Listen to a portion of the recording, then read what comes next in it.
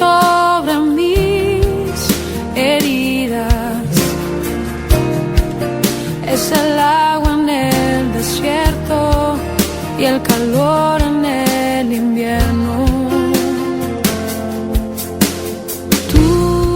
Fuera de lo que compartió la hermana en la oración, de la alegría de poder estar juntos, de poder estar reunidos, hay algo que citó también la hermana, es un corazón dispuesto.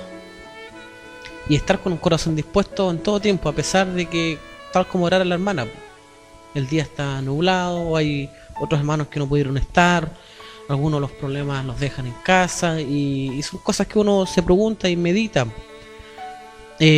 ¿Por qué hoy día no, otro día sí? Cuando Dios no actúa así con nosotros.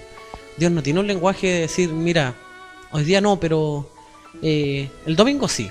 Dios no tiene un lenguaje así con nosotros. Dios tiene un lenguaje de siempre, de que sus misericordias son para siempre, de que desde que nos despertamos el Señor tiene una misericordia con nosotros, y es así se mueve Dios. Dios tiene un avivamiento constante que no se detiene. Y eso es lo que uno se pregunta de pronto, ¿por qué un hermano o cualquiera de nosotros puede llegar a decir, hoy no, hoy estoy cansado, hoy no tengo ánimo? Un día un hermano me dijo, estoy con dolor de cabeza, me dijo. Entonces yo le dije, bueno, si estás en tu casa o si estás con los hermanos, el dolor va a ser el mismo, así que juzga tú, ¿dónde prefieres estar? Si el dolor de cabeza va a estar igual, entonces no porque estés en la casa tu dolor de cabeza se va a ir. Pero hay cosas que nos detienen de pronto, situaciones que nos detienen, y no solo para estar en un culto, no solo para estar reunidos. De pronto hay cosas que nos detienen para creer, para seguir corriendo, seguir avanzando como debiéramos. Por eso el último cántico fue: bienaventurado el que al oír guarda mi palabra. El maestro dice: a este le compararé, o sea, es semejante, le compararé a un hombre que edificó su casa sobre la roca, porque vinieron la lluvia, los vientos, golpearon con ímpetu, y a pesar de que fueron violentos, la casa permaneció en el mismo lugar. Pero sin embargo hay otros que edificaron en la arena, y el edificar en la arena, algo bien liviano, algo bien lisonjero, bien por encima, bien superficial, vinieron las aguas y la casa se cayó. ¿Dónde está eso? Mateo capítulo 7, a ver, veámoslo juntos. Mateo capítulo 7, verso 24. Démosle lectura en el nombre de nuestro Señor Jesucristo. Leemos tal cual como está escrito. Dice: cualquiera, pues, que me oye estas palabras y las hace, le compararé a un hombre prudente que edificó su casa sobre la roca. Descendió lluvia y vinieron ríos, soplaron vientos y golpearon contra aquella casa, y no cayó porque estaba fundada sobre la roca. Pero cualquiera que me oye estas palabras y no las hace, le compararé a un hombre insensato que edificó su casa sobre la arena. Y descendió lluvia, y vinieron ríos, y soplaron vientos, y vinieron con ímpetu contra aquella casa, y cayó, y fue grande su ruina. Esa es la parábola, ese es el ejemplo que se nos da a nosotros. Y es el ejemplo que debería estar constantemente provocando algo en nosotros. Con respecto a lo que hemos citado ya varias veces, lo que dice el apóstol Pablo, de que nosotros también, en nuestra construcción, en nuestra obra, que cada uno de nosotros también está edificando, y somos invitados a edificar también de parte del Señor, a que edifiquemos con los materiales correctos, a que edifiquemos con las herramientas correctas. Y llega a decir el libro de los Salmos que en vano trabajan los edificadores. O sea, hay una tarea de los edificadores. El edificador tiene que estar constantemente trabajando, pero si no está Cristo en esa construcción, si no es Dios quien está en medio de esa construcción, entonces es un trabajo en vano. O sea, de alguna manera sí estamos invitados nosotros a trabajar. El mismo maestro llega a decir: trabajad no por la comida que perece, sino por aquella que para vida eterna permanece. O sea, hay un trabajar, hay una obra. Y ya hemos compartido muchas veces a qué se refiere el maestro cuando habla de la obra. Y la obra nuestra es creer. Entonces ese creer también a nosotros nos envuelve en muchas cosas. El creer no tiene que ver solo con la confianza de acercarme y sentarme delante del predicador o delante de la alabanza, gozarme juntamente con ella y junto con mis hermanos. Sí, es parte. Nos gozamos con la alabanza, disfrutamos, nos sentimos contentos. El ritmo que tenga, si es lenta, si es un poco más acelerada. Pero la fe o el creer tiene que traspasar esa frontera, no solamente limitarnos a la alabanza y al estar delante del predicador. Aunque ya al estar delante del predicador ya es una fe que debiera nosotros hacernos seguramente crecer de acuerdo a lo que vamos oyendo. El solo hecho de sentarnos a los pies de la palabra ya es algo que en otro tiempo no podríamos nosotros haber hecho. Yo sé de hermanos que 15 o 20 minutos le dan como máximo al predicador y de allí vamos con todas las otras actividades. Entonces el sentarse a los pies de la palabra para nosotros ha sido grato, ha sido edificante, ha sido precioso poder compartir. No somos hombres de grandes temáticas, ni de mucho misterio, ni probablemente mucha sabiduría, pero lo que hemos oído ha sido bueno. ¿Y cuál es la evidencia de aquello? Hace poco estábamos en la mesa con unos hermanos, y después que nosotros fuimos a dejarlo con el hermano Daniel, este hermano decía que él quería traer a su sobrino, quería también traer a una cuñada, familia. Entonces ya no está eso de venir, colocarse a los pies de la palabra y luego salir con una palabra de crítica, como diciendo: a ustedes les falta esto otro, hay poco espíritu. A mí me han llegado a decir así: son poco espirituales, les falta el espíritu. Entonces, sin embargo, dentro de este compartir hemos escuchado también a hermanos decir que quieren traer a su parentela o a su familia. Y eso es la evidencia de que de alguna manera el Señor lo que nos ha estado compartiendo ha sido bueno. Cosas que a veces nosotros pasamos muy por alto, porque estamos aclimatados al mismo ritmo, a los mismos temas. A veces hay palabras que se van a repetir, y a veces uno se vuelve repetitivo en muchas cosas. Y la pregunta es: ¿por qué el Señor nos permite seguir siendo repetitivo? Entonces tendríamos que también hacer la separación. ¿Será el hermano repetitivo? ¿Será el Señor repitiendo las mismas cosas? ¿Por qué no avanzamos a otros temas? ¿Por qué no estamos profundizando en otros misterios, en otras revelaciones? ¿Por qué de pronto no estamos como volviendo para atrás? Bueno, aún esas cosas que nosotros consideramos como repetitivas y que volvemos atrás, que constantemente estamos citando unas, dos, tres o a veces muchas más las mismas cosas, hay un hermano que lo único que quiere es traer acá a su familia, porque considera que es un buen lugar. No la estructura, no este edificio, sino que es un buen lugar lo que él ha recibido, lo que él ha percibido. Y uno ha visto cambio en ese hermano. Ustedes saben de qué le estoy hablando, porque estoy hablando del hermano César. Entonces este hermano, a pesar de que nosotros no le vemos en la misma marcha o al mismo ritmo que todos nosotros, sin embargo ha manifestado él y ha confesado de que ha sido muy grato estar en medio nuestro. Hace poquito estuvimos solo con él y él llegaba a decir palabras como esta, que a pesar de que él no tiene casa, sí dijo: a pesar de que yo no tengo casa, no tengo nada mío, nada propio, no entiendo cómo Dios permitió que usted me abriera las puertas de su casa, con esa confianza que me dejó entrar.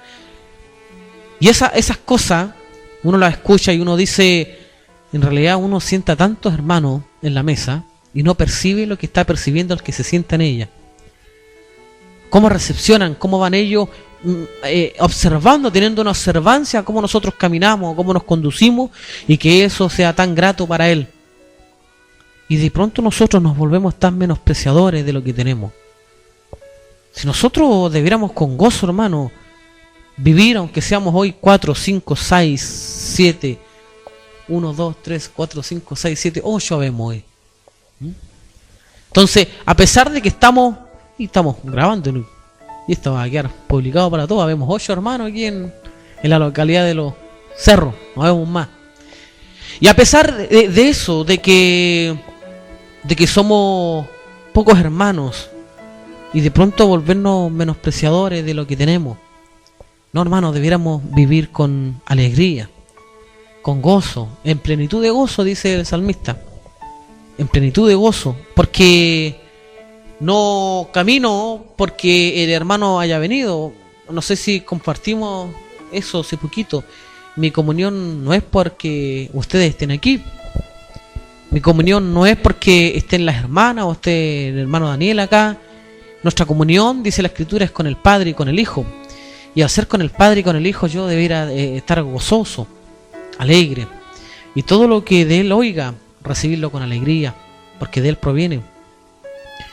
Ayer estuvimos con el hermano Cristian y la hermana Natalia en la casa y fue muy grato también, porque me volví a recordar otra vez de esa wincha del sueño que les comenté en algún momento, que para mí ese sueño es muy significativo. Sueños y cosas así que nosotros pasamos por alto, son cosas que nosotros estamos oyendo y que nos están pasando y las pasamos por alto. ¿Por qué las pasamos por alto? No sé.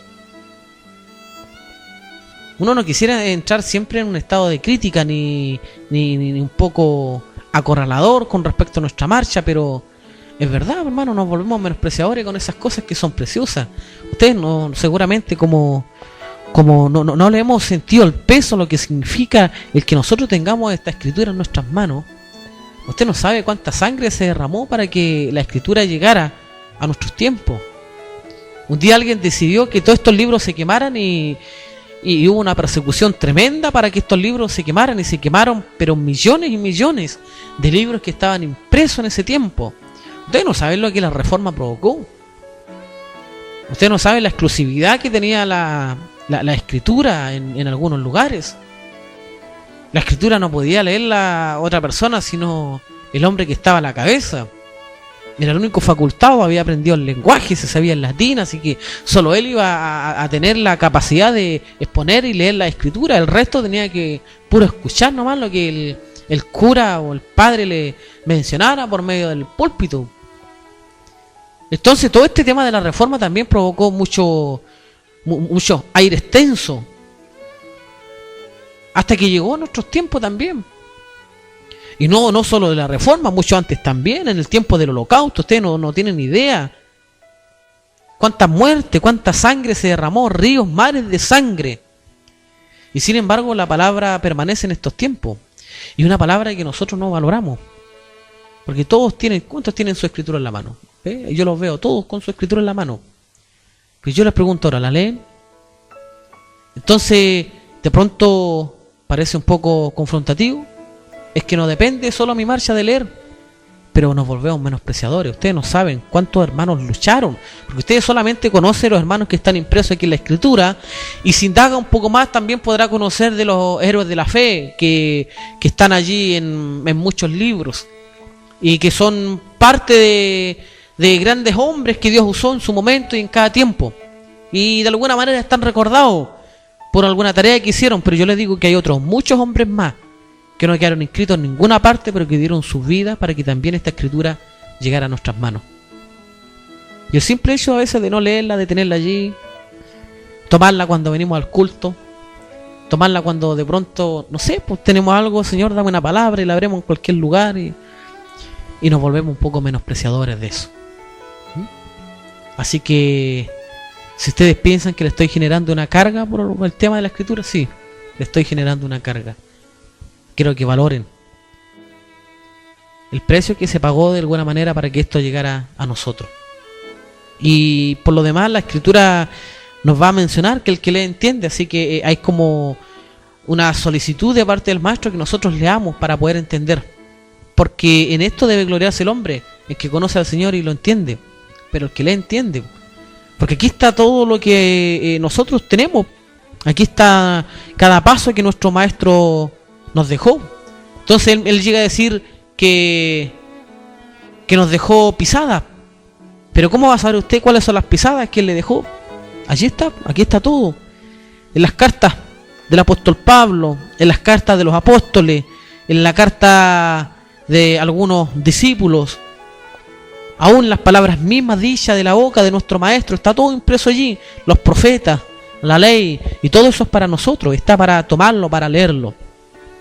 Y no solo esto, también nos volvemos menospreciadores a veces de cosas tan simples, como el sueño que yo le mencioné, algo que ayer me hice memoria porque creo que es importante considerarlo, y considerarlo con mucha seriedad, porque una cosa de pronto es considerar lo que nosotros vamos oyendo y lo que vamos recibiendo, y otra cosa es considerar con seriedad. Y a veces sí, pues nosotros consideramos, como un día un hermano hace un par de años atrás, un hermano me dijo: me gustaría que usted considerase esto y esto, hermano, y porque en realidad creo que es correcto, que debería hacerlo de esta forma, y en realidad el hermano estaba equivocado, porque habló de acuerdo a su corazón. Entonces él me dijo: ¿va a considerar lo que le dije? Sí, hermano, voy a considerar cada dicho de su boca, pero de aquí a que lo haga es otra cosa. El hermano estaba equivocado, estaba disparando la flecha para otro lado. Entonces yo sí iba a considerar. Y a veces sí, también nosotros, con respecto a esto, lo que debiéramos considerar seriamente, a veces lo hacemos así. Sí, voy a considerar esto que dice el Señor, pero de allí hacerlo es otra cosa. Voy a considerar sí los dichos de su boca, o predicador, o hermano, o como quieran llamarle a uno. Voy a considerar lo que usted dice, pero de aquí que yo lo haga es otra cosa, ¿verdad? Y así nos volvemos menospreciadores de la verdad. De la misma manera como nos volvemos menospreciadores de pronto de esta escritura, que tal como les citase antes, se derramó una cantidad de sangre tremenda para que este libro llegara a nuestras manos, y el simple hecho de pronto no leerla es no considerar aquello seriamente. Usted puede considerar muchas cosas, pero considerarlas seriamente como algo para ustedes es otra cosa. Y el sueño este de la wincha a mí me llama mucho la atención porque es muy significativo. La hermana menciona que estaba, no sé dónde estaba en realidad, pero se le acerca a otra hermana y le dice que la venida de nuestro Señor Jesucristo está cerca. Y saca una wincha, y la wincha tenía pocos números.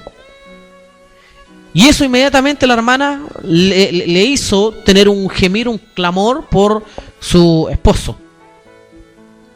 Entonces, al meterme allí en la escritura y al ver cómo un día Dios envió un ángel para que comenzara a medir todo Israel, toda Jerusalén, y comenzó el ángel y rodeó toda Jerusalén y rodeó hasta que llegó a una cuenta de todo lo que había medido, y todo lo que había medido, eso iba a ser protegido.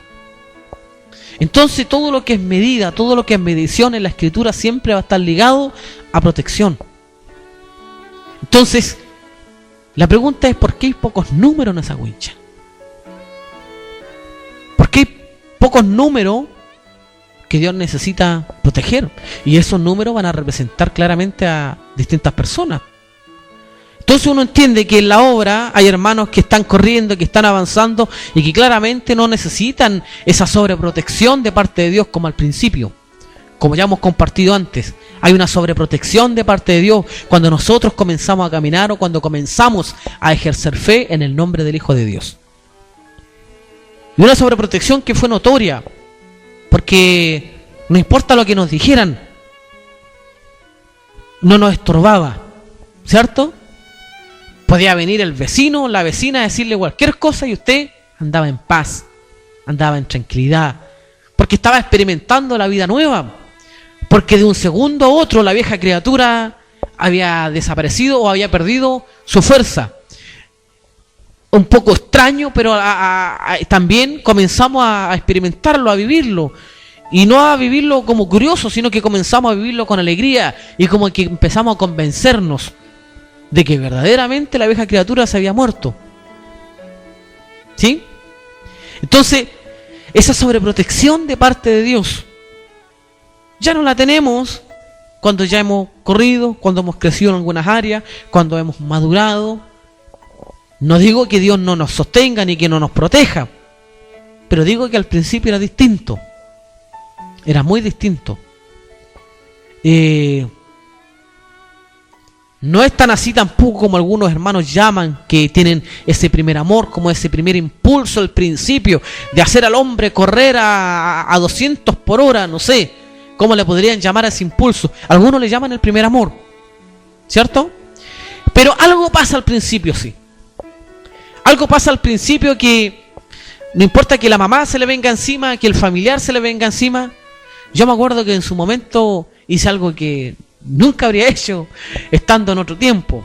Fui capaz de pararme delante de familiares y personas que eran importantes para mí y decirle: no me consideres más, por favor. No me consideres más para todos los movimientos que yo antes hacía con ustedes. No me consideres más. Incluso me llegaron a preguntar: oye, pero ¿y para la Pascua y el Año Nuevo vaya a hacer lo mismo? No sé, le dije, yo no tengo idea qué va a pasar. Lo único que sé es que en este momento necesito buscar al Señor. Y me fui con eso. Me aparté. Entonces, algo pasaba al principio, donde no importa lo que nos dijeran, no importa cómo nos tildaran, cómo nos juzgaran, ¿verdad? Y lo que nos dijeran, nosotros decíamos amén a cualquier cosa. Y eso era por causa de que no había conocimiento. Entonces el espíritu que estaba dentro de nosotros también nos provocaba hambre. Provocaba un deseo de, no como de aprender, sino de poder también conocer a aquel que me había salvado. Si esa hambre que se genera al principio es poder conocer, saber, es como ese ciego que había sido sanado.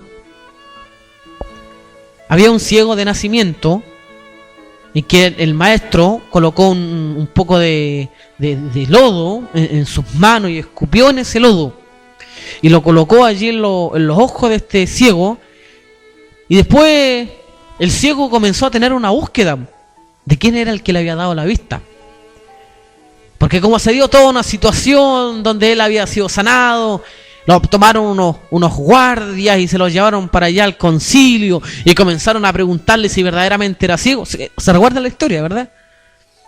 Entonces llegaron allí al concilio y le dijeron: tú estás mintiendo, tú verdaderamente no eras ciego, todo fue un truco. Entonces mandaron a llamar a los papás y tuvieron que los papás testificar: este es nuestro hijo y él nació ciego.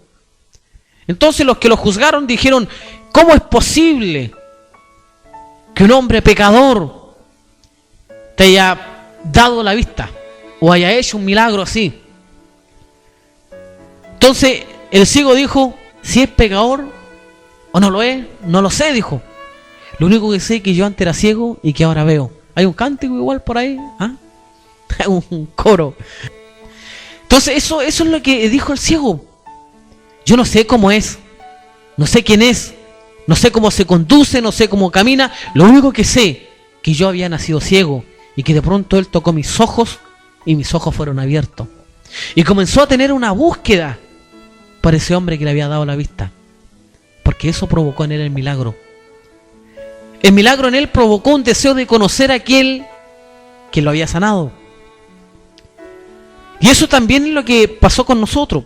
No teníamos conocimiento, no teníamos nada de escritura, nadie de nosotros llegó con textos bíblicos, sino que cuando fuimos restaurados, sanados, liberados de ese pecado que nos tenía atrapados, de pronto se provocó un hambre.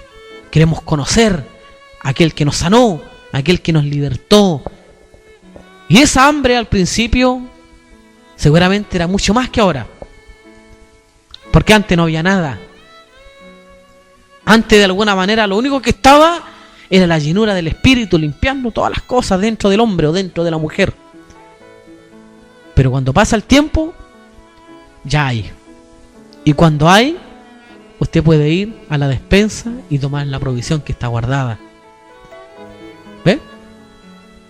Entonces ese impulso, que algunos hermanos le van a llamar como el primer amor, después dicen: se me murió mi primer amor. ¿Ven? Cosa que no debiera ser así. La protección, la sobreprotección de Dios al principio, la sobreprotección de Dios cuando comienza a tomar un hombre o una mujer es lo que representa esa wincha con esos números. Hay algunos pocos que sabe Dios que necesitan ser sobreprotegidos, y es parte de lo que conversábamos ayer con la hermana Natalia. Y que de pronto el gozo de uno no es solo porque bien estamos todos juntos y estamos todos reunidos y que nos faltan a la reunión. No. El gozo de uno es que a pesar del ritmo que algunos hermanos tienen y a pesar de que necesitan una definición por la palabra, y así le decía yo a un hermano ayer, tú necesitas definirte por la palabra y para la palabra. A pesar de todo eso, de que necesitan definición, Dios los tiene considerados dentro de esa wincha. Están considerados dentro de esas medidas. Son uno de esos números. Pero los que no estamos allí, ¿en qué estamos? Y siendo un poco osado en esto, sacándome la wincha, capaz que hasta dentro de la wincha esté yo también. Ahora juzguemos cada uno de nosotros. ¿Quién está en esa wincha? ¿O quién está fuera de la wincha? Y la palabra ahora nos podría cortar un poquito y tendríamos que decir que el que empiece que esté firme, mire que no caiga. Entonces, ¿en qué estamos nosotros? ¿Cómo vamos nosotros recepcionando? ¿Cómo vamos nosotros yendo? ¿Cómo vamos nosotros creyendo? Porque el creer, vuelvo a decir, es mucho más que hoy estemos aquí. Y que damos gracias al Señor por eso. Partimos la reunión así, dando gracias. Partió un hermano orando así, damos gracias porque estamos juntos. Y cuando no estamos juntos, ¿qué es lo que estamos creyendo? ¿Cómo estamos avanzando? ¿Cómo procuramos la limpieza total en nuestras vidas? ¿Cómo procuramos en nuestra vida ser libres de todo? Hace poco compartimos un mensaje y que quedó como parte del mensaje nomás. Porque hablamos acerca de que seamos libres o despojémonos de todo peso y del pecado que nos asedia. Y quedó en eso, quedó en el sermón, quedó en el tema. Y al final vamos a convertirnos en el predicador de turno, ya sea Daniel, ya sea yo, otro hermano que Dios vaya forjando para la enseñanza, y se va a convertir esto simplemente en el predicador de turno y en el mensaje de turno, en el mensaje de ese día, y no en la voz de Dios. Y nosotros con mucha esperanza colocamos en la portada de los videos que vamos editando la palabra de Dios hoy, creyendo que Dios habla hoy. Entonces, ¿cuál es nuestra postura frente a eso? ¿Creemos que es Dios hablando hoy? ¿Creemos que es Dios hablando en este tiempo? ¿Creemos que es Dios hablando en esta época para nosotros, para nuestra familia, para nuestras esposas, nuestros esposos, para nuestros hijos? ¿O de pronto creemos que solo es la voz del predicador de turno? Porque se puede dar y puede pasar. Porque si llegamos nosotros a tener ese tipo de percepción, que estamos escuchando al que le tocó predicar hoy, entonces, hermanos, bienaventurado, cantábamos nosotros, bienaventurado, dichoso, feliz, el que al oír guarda mi palabra. Y el apóstol Santiago va a decir que nosotros no solamente podemos ser oidores de la palabra, sino que hacedores, el hacer la palabra. Y eso es lo que va a decir el maestro acá. Cualquiera pues que me oye estas palabras y las hace, o sea, hay que hacer la palabra se debe hacer. Porque nuestro Señor Jesucristo, cuando Él estaba sentado en gloria, Él era la palabra de Dios. Él es la palabra de Dios, y en estos tiempos es la última palabra que Dios habló a los hombres. Jesucristo es la última palabra de Dios. No hay otra palabra. Él es la última palabra que salió de la boca de Dios. Por eso es que la Escritura va a decir que nosotros estamos completos en Él. Y al ser leer la última palabra, en el principio era el verbo, va a decir la Escritura, y el verbo era Dios, y el verbo era con Dios. Y nos hemos metido muy profundo con respecto a ese tema. Un tema que más que teológico, es un tema muy profundizado con respecto a cómo se comprende aquello. De que yo no solo puedo ver a Cristo como una divinidad.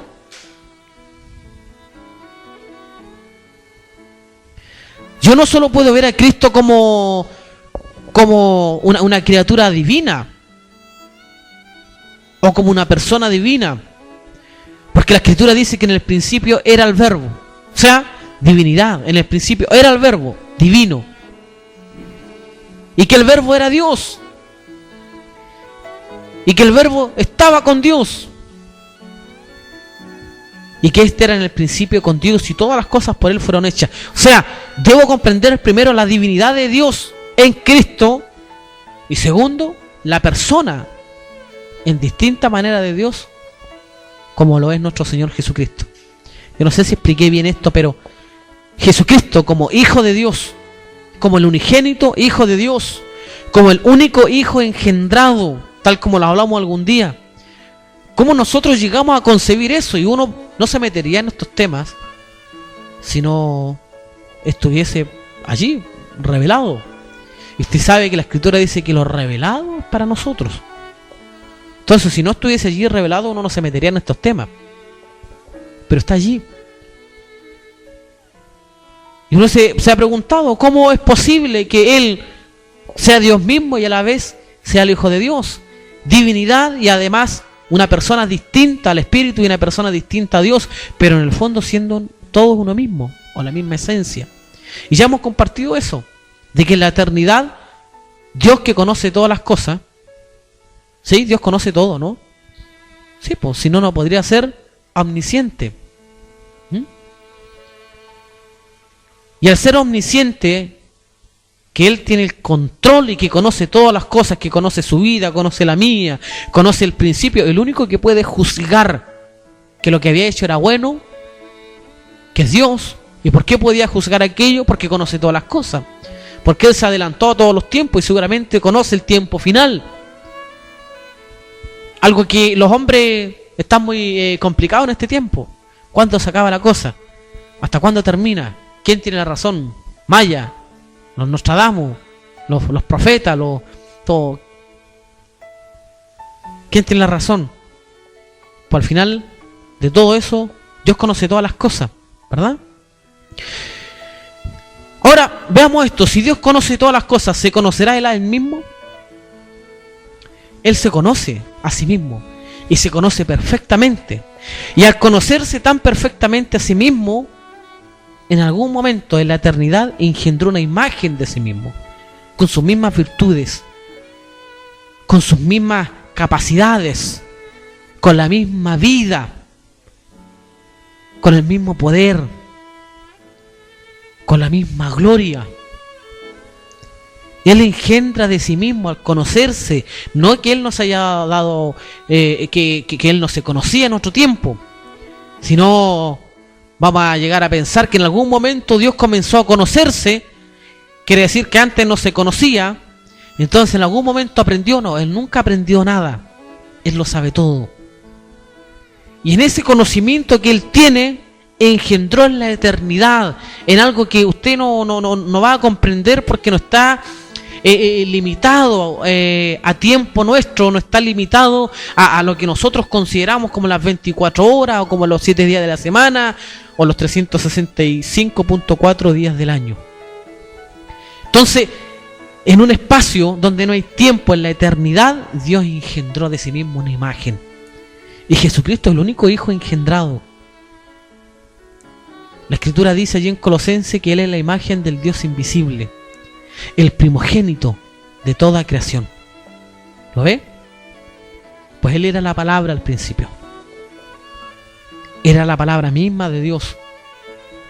Proverbio va a decir que era su solaz de día y de noche. Lo más precioso que el Padre tenía, su Hijo, engendrado de sí mismo. Esa palabra vino y se hizo carne. Esa palabra vino y habitó en un cuerpo de carne. Y la palabra se hizo carne. No lo vean tan literal como diciendo, bueno, la palabra estaba allá arriba y se vistió de carne. No, la palabra se hizo carne.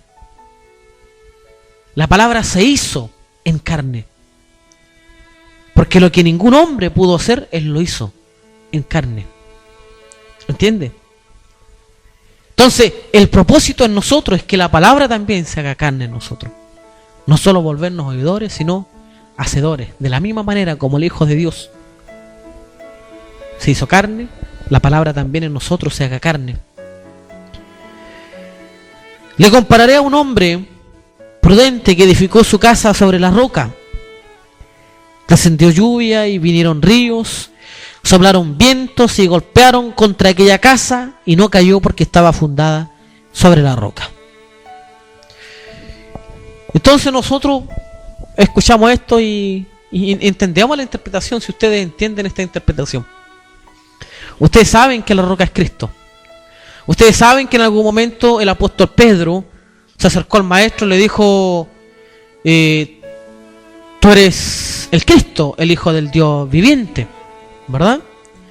Entonces el maestro le dice, bienaventurado eres Pedro, porque no te lo reveló carne ni sangre, sino mi Padre que está en los cielos. O sea, el Padre revelando al Hijo, el Padre revelando la roca.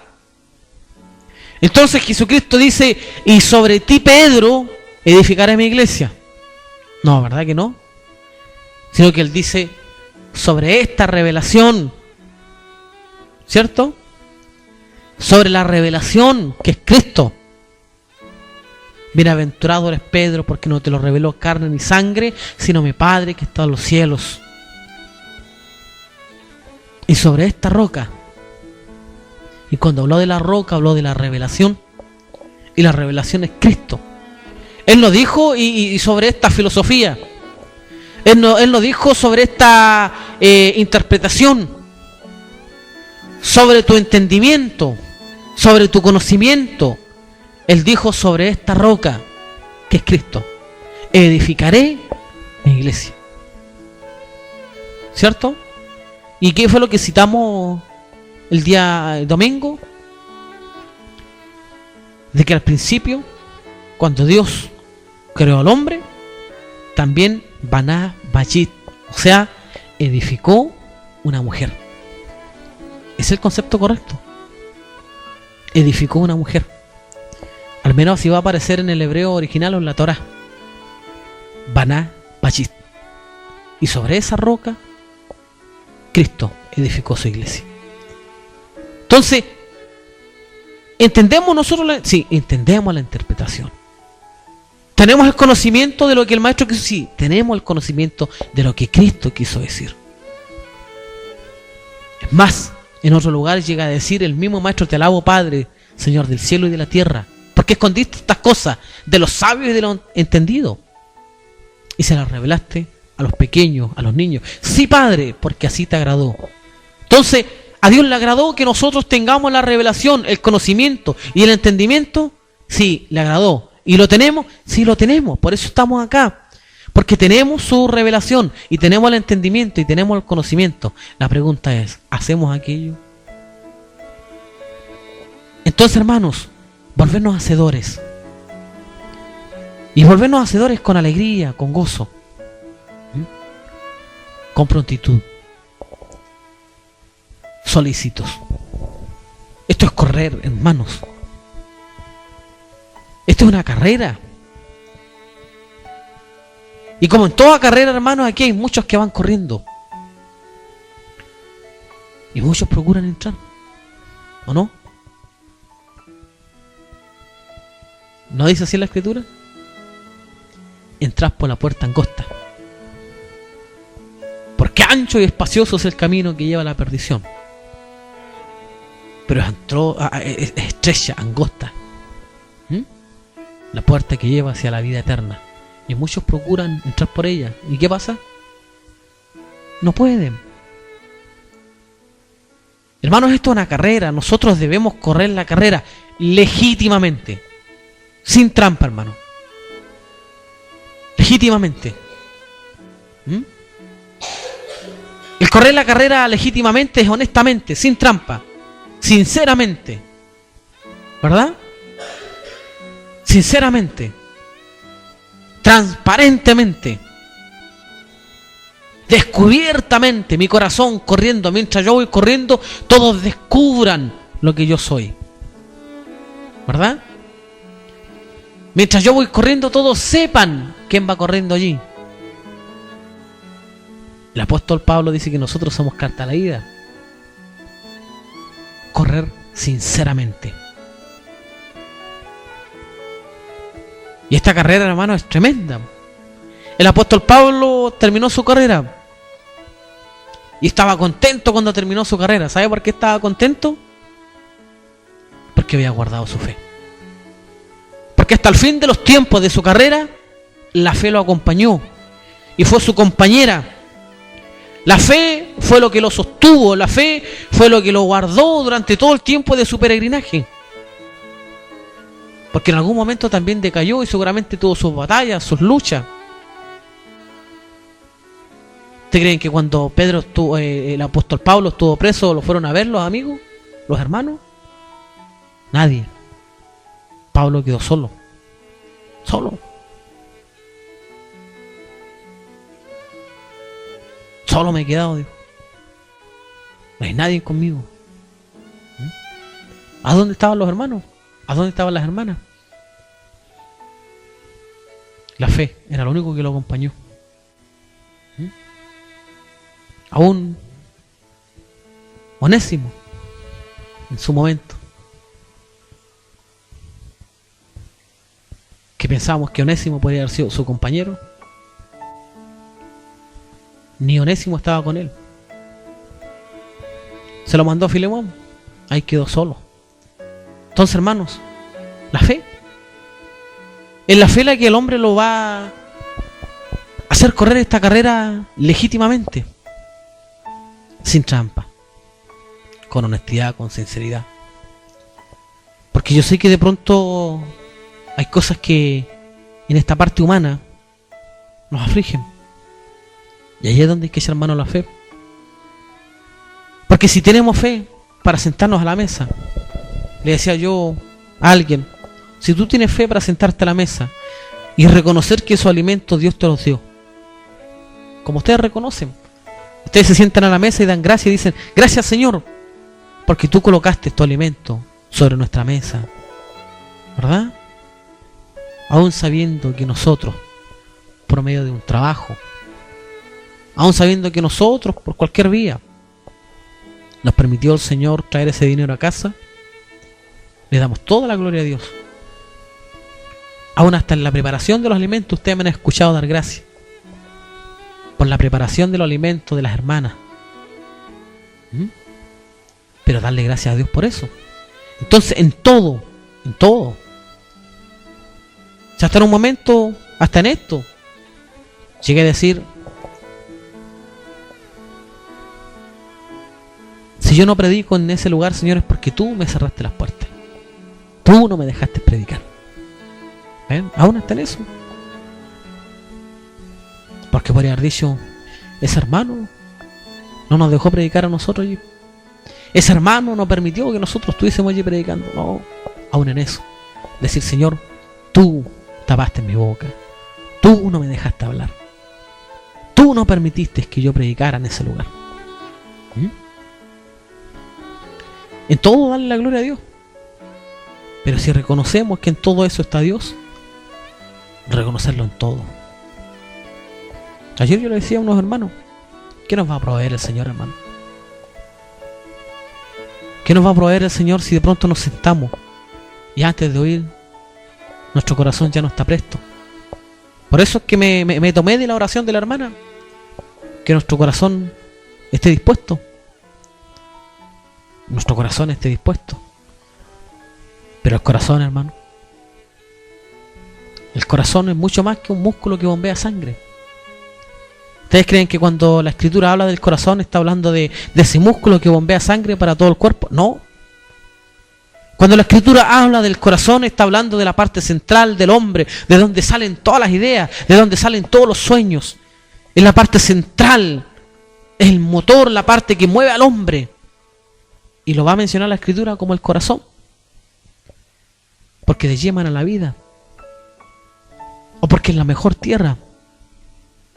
Entonces, ¿qué nos va a proveer el Señor de pronto, hermano?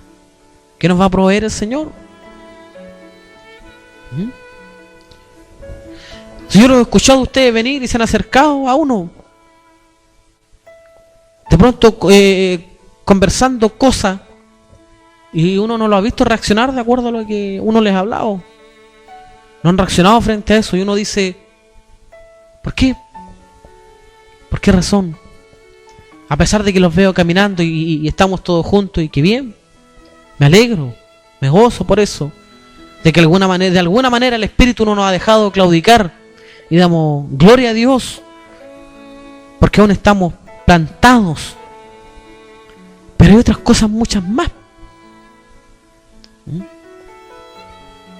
y uno no los ve reaccionar. A veces uno termina siendo loco, uno es el loco de pronto, al extremo de que uno tiene que decir, si no es para que lo tomes a la chacota, no es para que te rías. Entonces, hermanos, hacer la palabra es mucho más que acercarnos. Hacer la palabra es mucho más que nos sentemos. Hacer la palabra, hermanos, es que comencemos a confiar en que el Señor no solo quiere hacer algo, sino que está haciendo algo desde hace mucho tiempo. ¿Sabían ustedes que Dios está en avivamiento? ¿No sabían? No lo saben, por eso no respondieron. No saben que Dios está en avivamiento. Dios está en avivamiento, hermanos, hermanas, Dios está en avivamiento. Está moviéndose en todo tiempo. Están pasando cosas, hermanitos, hermanas. Están pasando cosas en todas partes.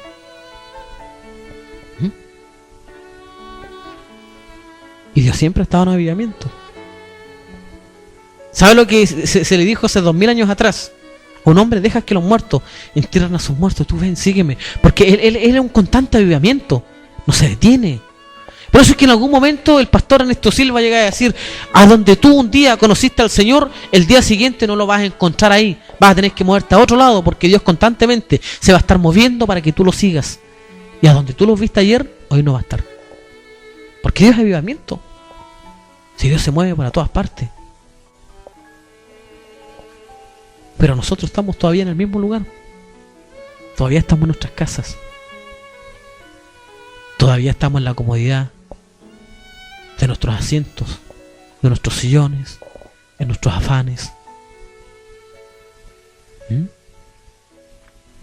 Todavía estamos en todo lo que es la decoración, en hermosear nuestro hogar. Y Dios está en avivamiento. De pronto uno ve la diferencia entre hermanos de distintos lugares. No estoy comparándolos con ustedes. Voy a comparar a otros hermanos de distintas partes. Hermanos que teniendo el conocimiento, teniendo mucha escritura, no logran tener la vida de la palabra por la arrogancia, la altivez. La arrogancia es una cuestión terrible, hermano. Dios nos libre de la arrogancia y de la altivez. Y la arrogancia es una cosa terrible que está en algunos hermanos. Y que teniendo todo, hermano, yo me atrevería a decir que incluso tienen las herramientas necesarias, tienen los equipos, sus proyectoras, y tienen todo lo que podrían tener para un gran ministerio. Pero no tienen la palabra. Y no tienen la confianza de la palabra. Y sin embargo otro grupo de hermanos, humildes hermanos, es la reunión de una casa, llena una casa, un hambre tremenda por la palabra, y un gemir y un llanto por la palabra. ¿Por qué dice eso? La humildad. Cuando hay humildad no hay arrogancia. Cuando hay sencillez de corazón no hay altivez. El simple va a amar la simpleza. ¿Y qué es lo que es la simpleza para el simple? Su altivez, su arrogancia, su conocimiento, lo que él tiene. No me diga, no me mande, no me ordene. Pero hay otros que caminan en humildad. Y ese que camina en humildad, ese va oyendo del Señor. Y en todo ve al Señor. En todo, hermano, en todo. ¿Sabe usted que yo me recuerdo que al principio ni siquiera entendía la doctrina de los gentiles? ¿Me comprende lo que le estoy diciendo? Yo ni siquiera comprendía la doctrina de un gentil. Porque jamás fui un hombre amante de las escrituras, nunca amé la palabra. Y un día sentado a la mesa con unos hermanos, en un trabajo, sentado a la mesa, nos sirvieron allí carne, papas cocidas, pollo, era para unas fiestas patrias. Y entre todo lo que había ahí, una prieta, saqué la más grande y la enterré y me la puse en mi plato. Y la corté y cuando estaba a punto de echármela a la boca, un hermano me dijo, no lo haga, hermano. ¿Y sabe lo que hice yo? Tomé el plato, lo dejé al lado y no tenía ningún conocimiento de la doctrina de un gentil. No me citó ninguna escritura, no me dijo, la escritura dice esto otro. Corresponde, ¿cierto? Cíteme la escritura, cíteme la palabra. ¿A dónde está escrito? Esperé con paciencia y le dije, ¿por qué no, hermano? No, hermano, en la sangre está la vida de todo ser. Inmediatamente con eso me bastó. Nunca más, nunca más. Pero de pronto nosotros oímos otras cosas.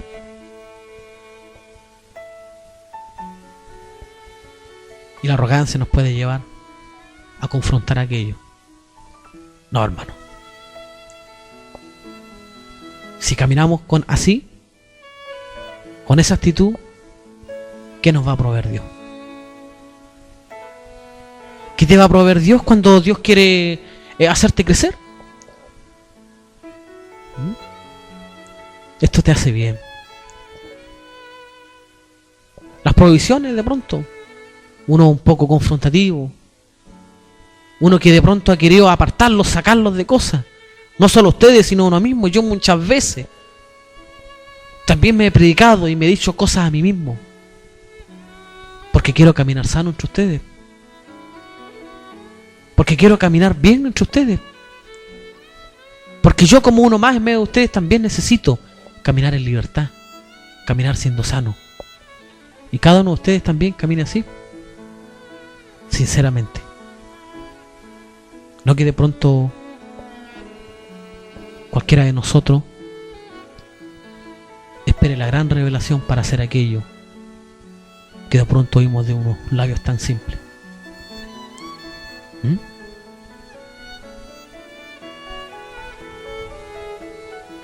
No esperen milagro. No esperen milagro. ¿Sabe usted para quiénes son los milagros? Para los incrédulos. Tú no necesitas un milagro. Si tú eres un hombre de fe, una mujer de fe, tú no necesitas un milagro para creer. A ti te basta con que Él diga. Y debiera bastarnos con que Él dijo. Con que Él habló. Con que Él declaró.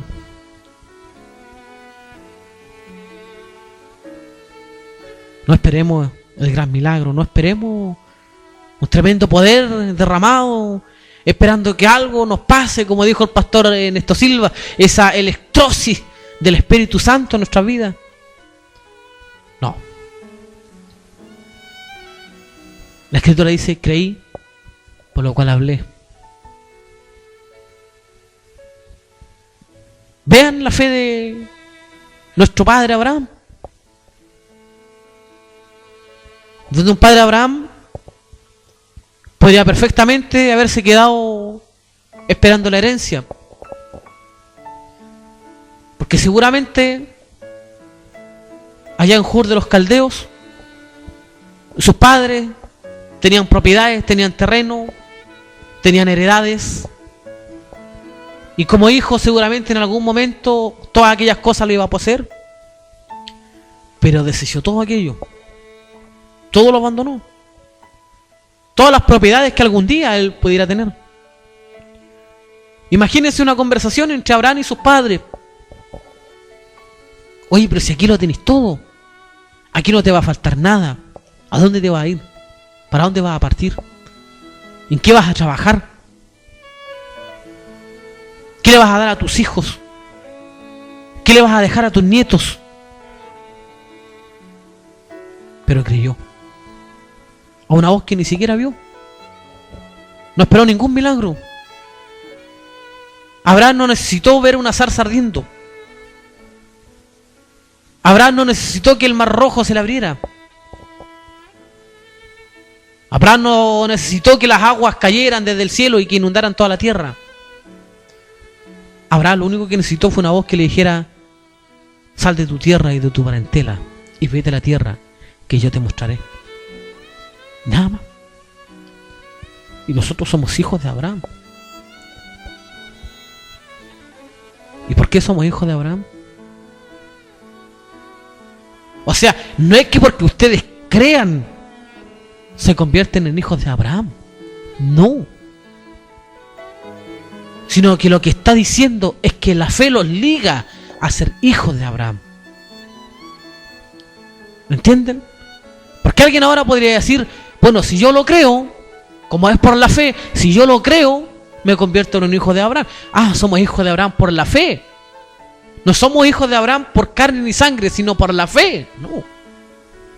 Somos hijos de Abraham por la fe. Porque la fe nos liga, la misma fe que tenía Abraham, nosotros la tenemos. ¿Entiende? Entonces la obra que nuestro padre Abraham hizo, nosotros debiéramos hacer. Creer ciegamente a lo que él nos dijo. Aunque hay algunos pocos que tienen que definirse.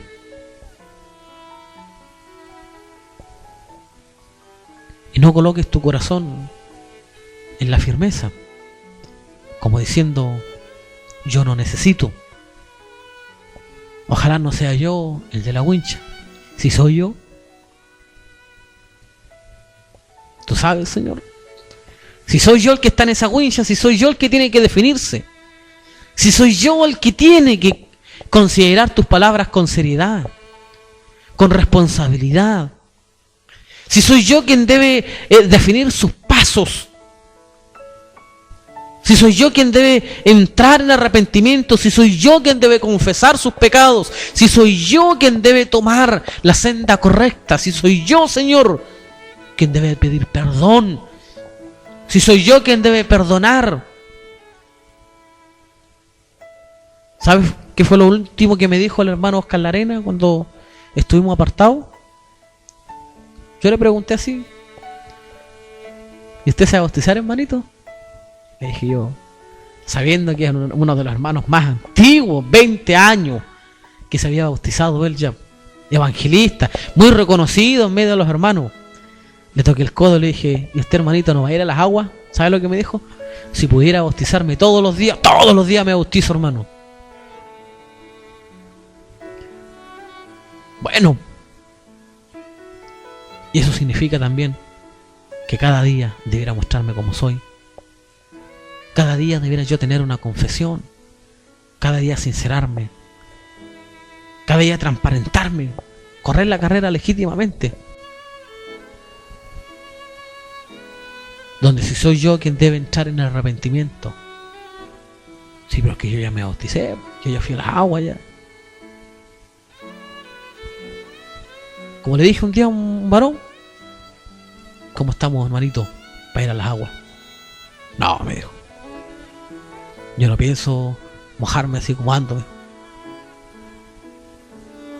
Bueno, le dije yo, con esa actitud tuya yo tampoco pienso mojarme contigo, le dije. Y ahí quedó. No fue a las aguas. ¿Por qué? Arrogante. Su ropa fue más importante. ¿Ves? Dios lo estaba llamando. Pero no, él no se pensaba bautizar con esa ropa que andaba trayendo. ¿Qué valoró más?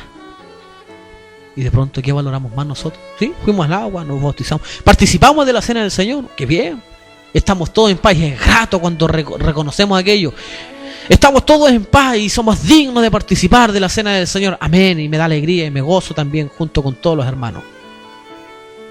Pero eso de pronto despierta un grado de arrogancia. ¿Quién estará dentro de esa wincha? Vamos a empezar a examinarnos uno a otro. No, si ese hermano debe ser, si es el que...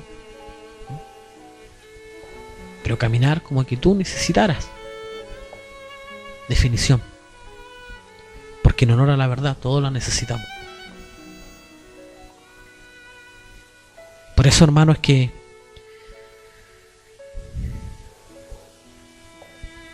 no es la palabra correcta que ando buscando. No es madurez ni es avanzar, pero no hemos pasado a otras etapas. Tenemos administración entre nosotros y seguimos siendo nosotros. En parte doy gracias al Señor porque si no todos los que vienen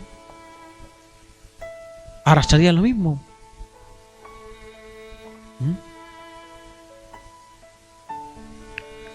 Falta reaccionar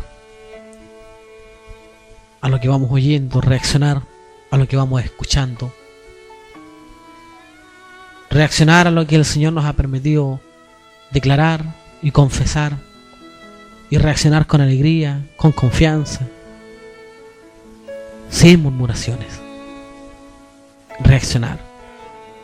Si el buen siervo, ya lo hemos dicho antes, no es aquel que tiene una opinión. El buen siervo es aquel que guarda silencio ante su amo y no le da ideas ni le da opiniones, sino que espera la orden y en su momento acata, nada más. No tiene que hacer otra cosa el siervo. Acatar. Tú sabes, Señor. Tú sabes. De pronto te vas a sentir seguro o te vas a sentir segura y de pronto el Señor me va a salir con una palabra. Oye, Nelson, eres arrogante. Y yo le voy a decir que no. No, Señor, tú estás equivocado, Señor. ¿Cómo se te ocurre, Señor? Yo voy a ser arrogante.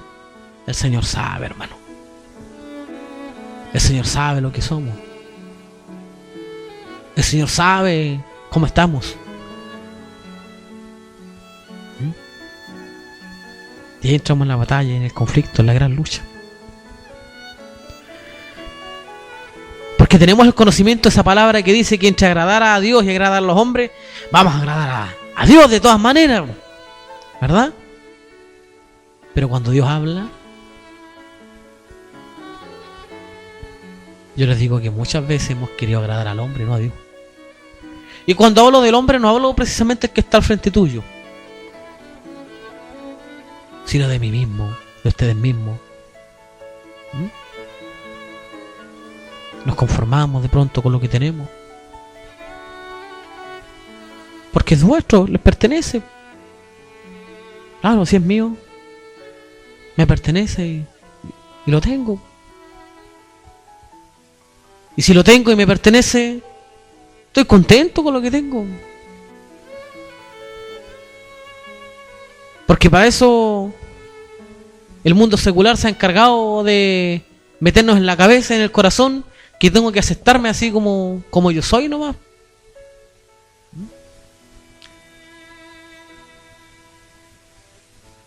Yo soy así.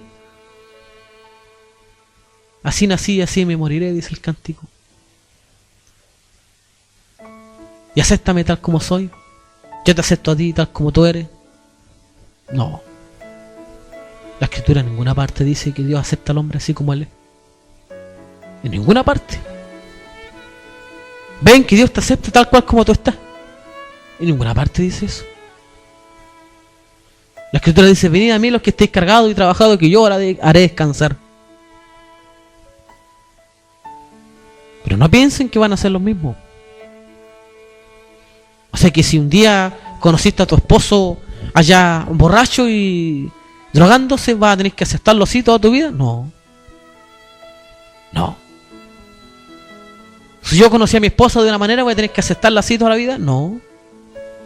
Frutos. Frutos.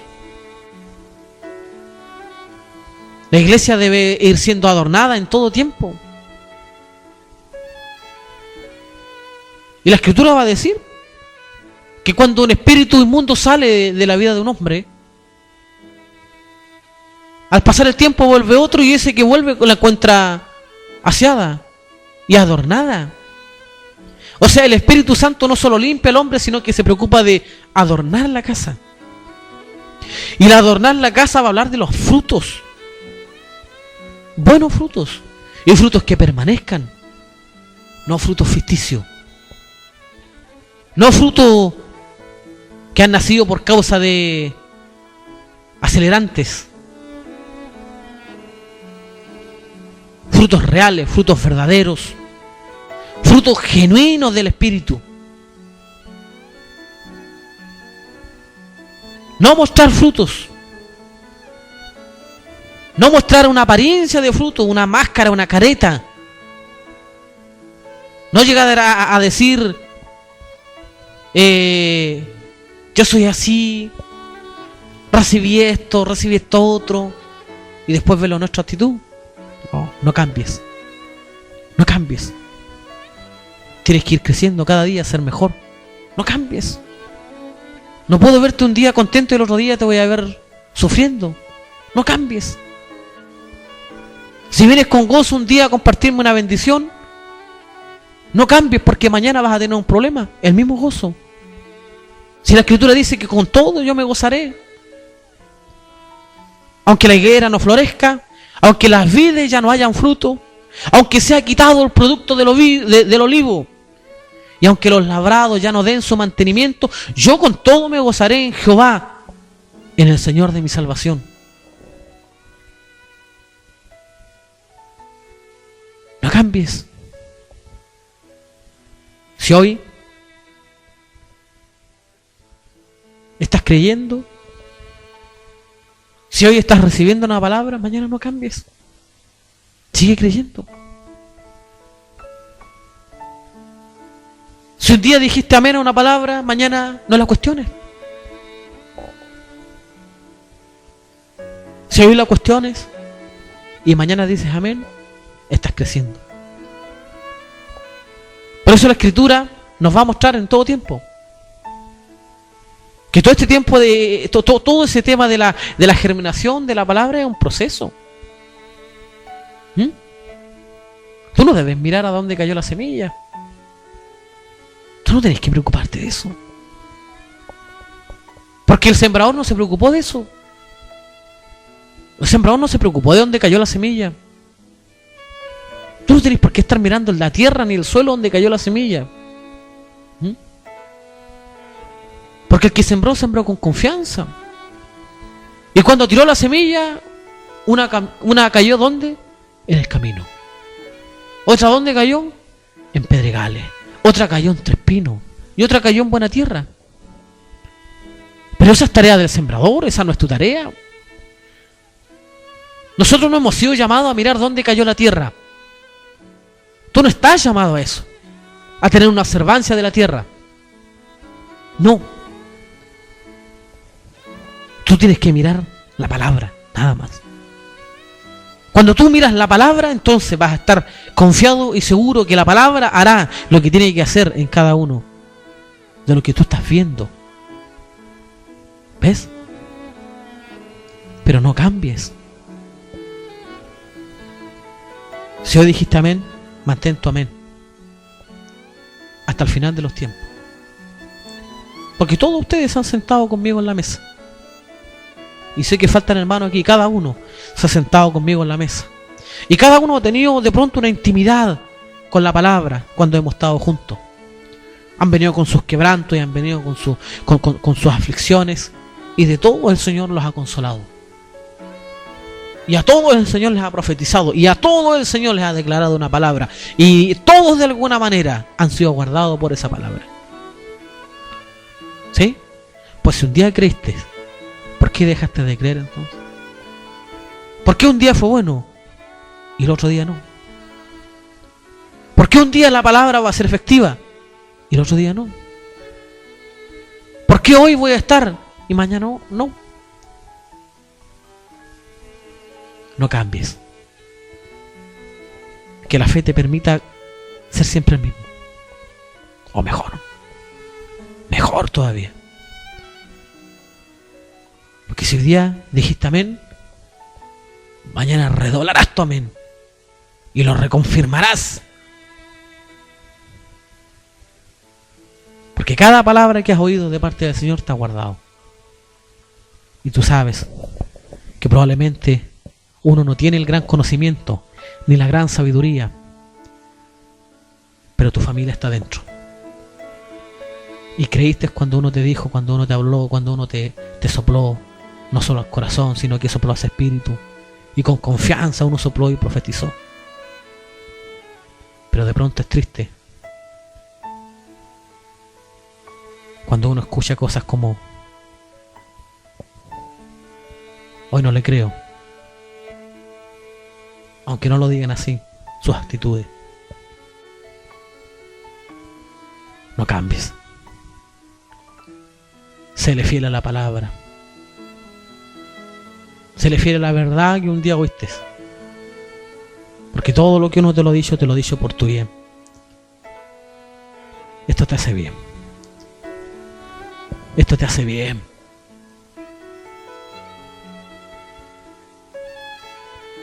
¿Cuál es el galardón de uno? ¿Cuál es la gloria de uno detrás de todo esto?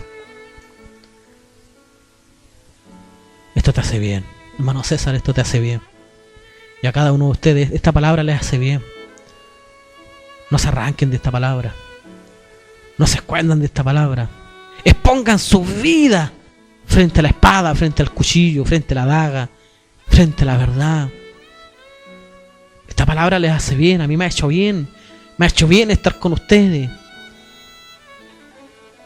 Me ha hecho bien muchas veces apartarme y decir: Señor, estos hermanos no se merecen un hombre como yo. Y me ha hecho bien para entender que aquí hay una obra que Dios está haciendo con todos nosotros. Con todos nosotros. Porque uno podría entrar en un cuestionamiento. Hace poco el hermano Menel me dice: me cuestiono el hecho de pronto pararme frente a los hermanos. Y de pronto uno también puede, y cualquiera de ustedes puede entrar en ese cuestionamiento. Pero aquí hay una obra que Dios está haciendo con todos nosotros. Y no es cualquier obra, es la buena obra. Si miráramos así, hermano, que es la buena obra. Permítanos, Señor, visionar correctamente, salir de nuestra vista natural y visionar espiritualmente, hermano. De que la palabra quiere hacer cosas tremendas con su iglesia, adornarla de una manera. ¿Se recuerdan de Rebeca? Cómo fue adornada, cómo se le llevaron dones, regalos. Y Rebeca representa a la iglesia. Y Eliezer representa el Espíritu, y el que llevaba todos esos regalos, aunque no nacían de él, sino que fueron enviados por Abraham. Abraham le confió a Eliezer, dones, regalos, tesoros preciosos.